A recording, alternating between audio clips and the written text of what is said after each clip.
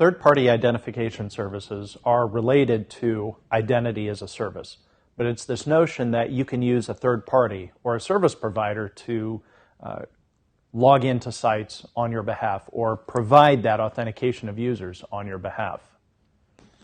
Users frequently have multiple identities, be it from Google, Facebook, Twitter. They already have accounts with services that they trust and they use every day.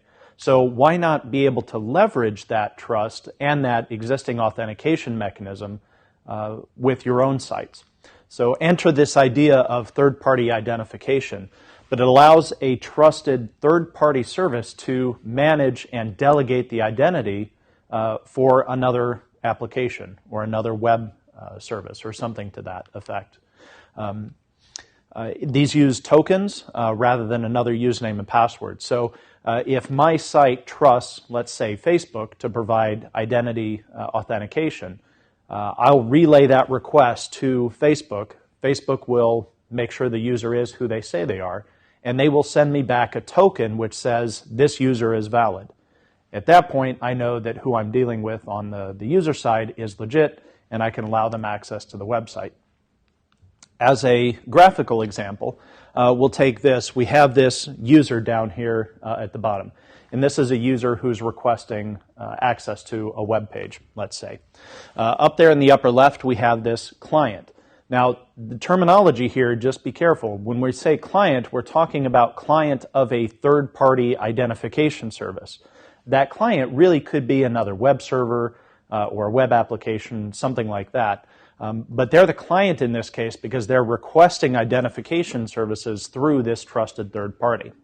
So the user is going to send a request access up to the client, up to the original web server up there. The web server is going to go, okay, I don't have my own identity management service, so I'm going to rely on Facebook or something like that. And so I'm going to send the request to Facebook and says, I have Chris trying to log into my website. Facebook, can you authenticate him for me? Then you have step 3 here. The trusted third party is sending a request down to me as the user for authentication. Username, password, whatever.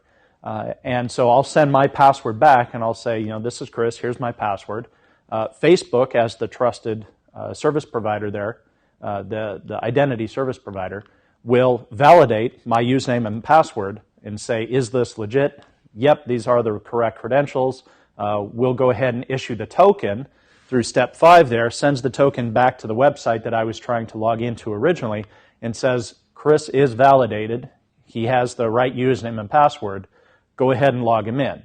And then the last step there, the client would then allow me access to the website based on the fact that I've authenticated with Facebook. And that's how third-party identification works.